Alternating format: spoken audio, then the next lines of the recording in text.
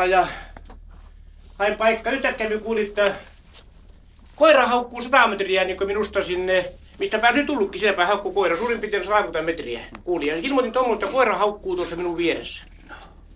Ja niin ilmoitin sen ja sitten hain sitä passipaikkaa tässä pikitienä, me kiersin ympäri ojassa, kävi pikit, aurinko paistui silmään tuolla, mutta ei tule mitään. No, sitten vielä tuossa meidän traktoritie menee tuolle, että no jos se lähtee tuonne, niin minä ammun siitä sen sitten, mutta jos se tienpoikki, niin kyllä minä enää ampuatin tähän mettään kuusen varjoiminen tähän näissä. Okei, ja hain paikan siinä ja sitten Tommi puhuu puhelimessa, puhuu tuolla, että minä lähden haukulle tuommoisella tällä näissä.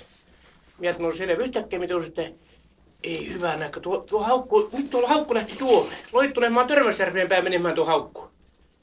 Lähti menemään, onko se tosi? On, sinne se tulee mennä. Ja mä tuohon traktoritie menee tuossa, miepä hiippoja traktoria pitkin tuolle päin katsomaan, että onko se tosi, se traktoritie.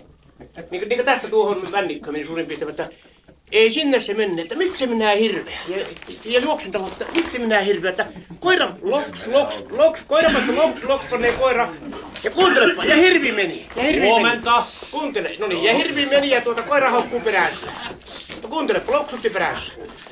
Ja me ei voi olla kaukana, mutta hirveä meni. Sitten näitä tuolla varjo vilahti, tuolla mennään. Onko se juoksevaa hirveä? Kävelevää hirveä. Perässä loksutti hiljaa. Joo, hiljaa loksutti, kun hiljaa missä hirvi meni. No niin. Ja se ei mennyt suurin piirtein ainakin 100 metriä mennessä hirvi niin, että ei pysty ampumaan sellaista vittaa tai joka paikka, että ei pysty ampumaan, että näitä tuolla haamu menee. Ja sitten nyt se kääntyy sinne mastolle päin, se hirvi. Ja että ei voi ampua. Sitten mä ajattelin, no se vanha konstivari, joka pussin uusia. Nyt on pakko hakea metsästä rakoa, että tuolla on rako metsässä. Otapa kun ne haamun ulet siihen, kun se tuli se lavuille. Se putosi siihen paikkaan. No niin, sitten minä menin viereen, että selviä koira, se potki sinne ja pää teki näin, mutta jos tappaa tuon koira, missä ampuu, että ei voi ampua. Että sattuu, että niin kuin koira saapii kammua siitä, mutta ei voi ampua. Ja se teki siinä ja koira repii sitä ja niin. No sitten se pani maata. Ja mä ajattelin, no niin minä pistän. No puukko on pois. No niin. Hiljaa. Puukko on pois. Ja puukko oli poissa kun minä että no niin, se on kuollut. Yhtäkkiä se nosti kuule, varmaan minuutin 2 maalla. Yhtäkkiä nosti pää ja onko se pystyy? Ja lähti laukkomahan kuule ja koira perässä. Ja me ajattelin, nyt tämä meni sirkuksi. Onneksi minä ollut puukon kanssa sähläämässä kurkussa.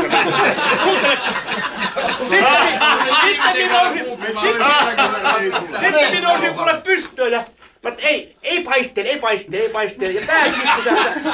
No meni varmaan ohi. Ja sitten mä ei nyt on 5-6 kilometriä matkaa, että on pakko sattua ja onneksi oli vanha kiekkoampio, että nyt siihen paikkaan, niin varmaan piti päästä ne niskasta läpi niitä.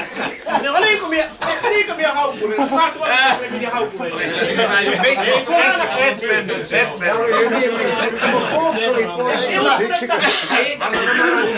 Just tätä kaikkoa en samalla tavalla